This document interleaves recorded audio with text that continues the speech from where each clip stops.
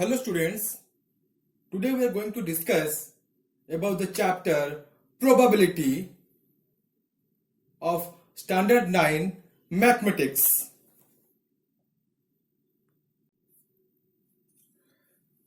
In our everyday life, we come across statements such as most probably it will rain today, chances are high that the price of petrol will go up. I doubt that he will win the race. Here, the words like most probably, chances, doubt, they show uncertainty or probability of occurrence of an event. Though probability started with gambling, it is now used extensively in science, commerce, biological sciences, weather forecasting, and many more.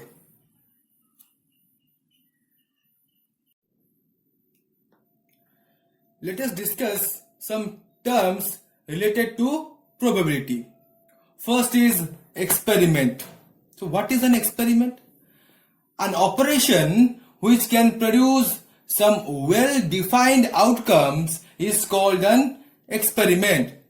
That means if we are doing any operation and in that operation we can get some product in terms of well-defined outcomes, then it can be termed as an experiment. And the next is event. What is event? So each outcome is called an event. Whatever outcome we get from an experiment is called as an event.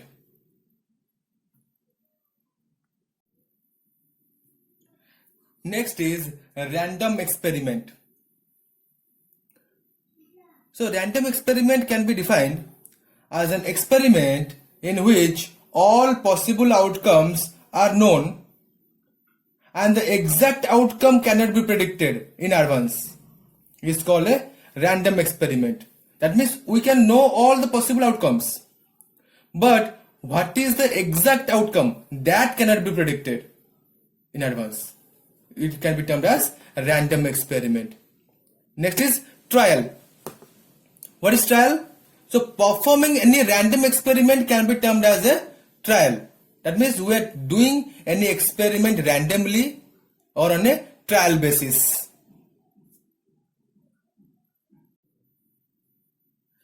Empirical probability. What does that mean? Suppose we perform an experiment and let n be the number of trials. That means there are n number of trials. So the empirical probability of happening of an event, let us consider as E as event, is defined as P of E, that means probability of event, is equal to number of trials in which the event happened. That means how many times that particular event has happened upon total number of trials. That means how many times the trial has been done whole totally. This is the formula by which we can find out the probability of an event that has happened.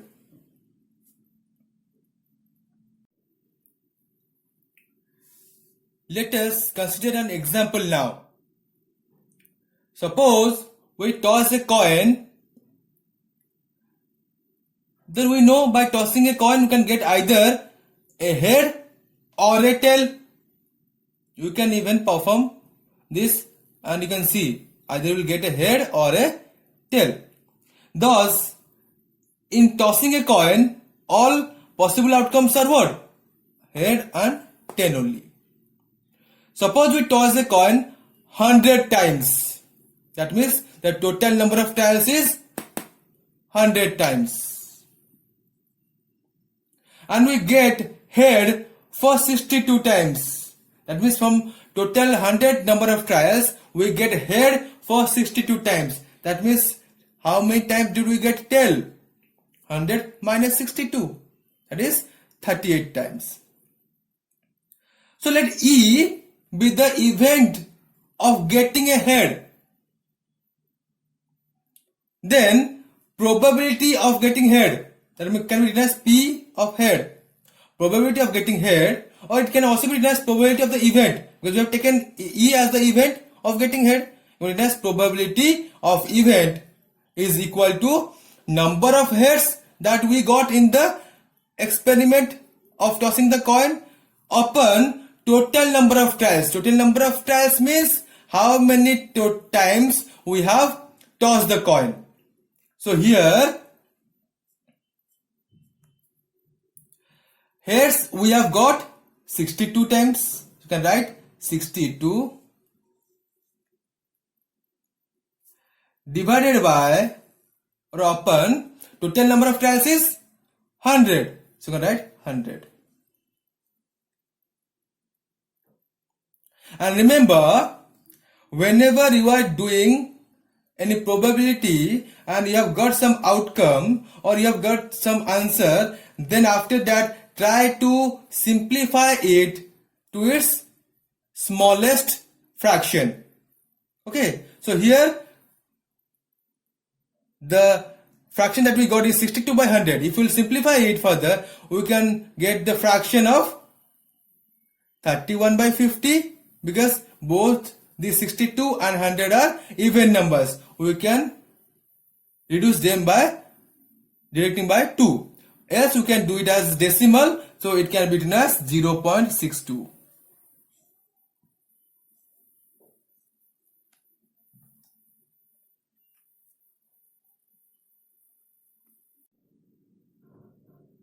Let us consider another one example.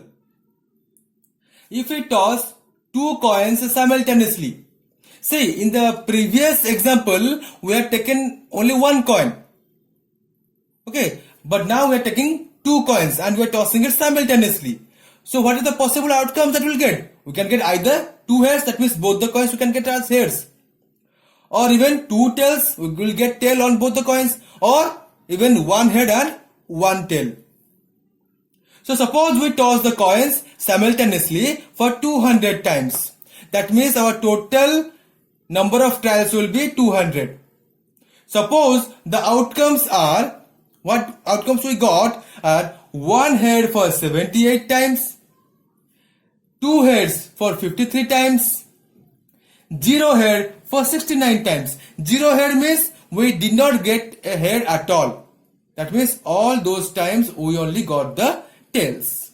Now our task is to find out the probability that we got the outcome as zero head. For that, what you have to do? We have to see how many times we have got zero head. That is 69. So we have to write 69 upon total number of tails, that is 200. Okay. And further, if we will simplify it, it can be written in decimal as 0.345.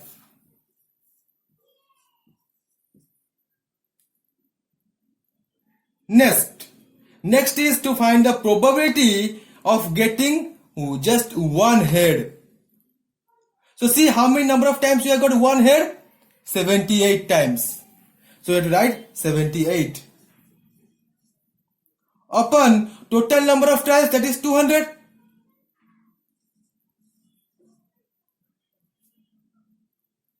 Understood?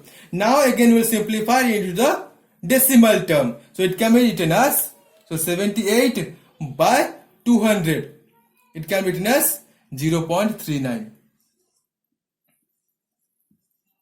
Because this, by this 2 we can reduce it to 39. The 78 will be reduced to 39, and 39 by 100 is 0.39. Okay. Next is to find out the probability of getting two heads. Check out how many number of times did you get two heads? That is 53. So number of times we have got 2 heads is 53 upon total number of tails is 200. So the probability will be 53 by 200. Again, if we reduce it to the decimal, then it will be written as 0.265. How 0.265? Because if we reduce by 2, 53 divided by 2 will be 26.5, and there is a 100 which is being divided, so it will be 0.265. By this way, you can get the probability of the task that is being given to us. Either it will be 0 head or 1 head or 2 heads.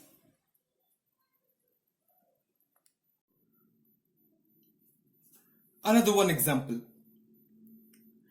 If we throw a die you have seen while playing Ludo, one die will be there on which you will see on the upper faces some numbers will be written in dot formats. Okay, so those numbers will represent 1, 2, 3, 4, 5 or 6. So these are the only possible outcomes. Either it may be 1, 2, 3, 4, 5 or 6. Suppose we throw a die. How many times? 150 times. So the total number of trials is 150 times. And we get 3 as our outcome for 66 times. Okay. Let E be the event of getting 3. The event performed for getting 3, let it be E. So we'll get the probability of the event. Probability of event for getting 3 will be the number of times that we have got 3, that is 66, upon total number of trials being done, that is 150.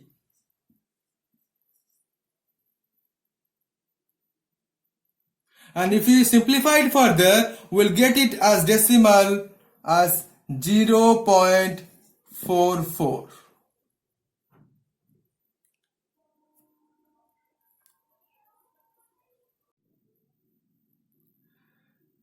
So, uncertainty or probability can be measured numerically. We'll get a numerical value all the times. And the most important thing to remember in probability, that is the probability of an event will always be greater than or equal to 0. And it will always be less than or equal to 1. That means it can never be less than 0 or can never be greater than 1. Now I think you are confident enough to solve the problems of the exercises. So go to the problems and solve it. You will definitely have fun in solving the problems of probability. Thank you very much.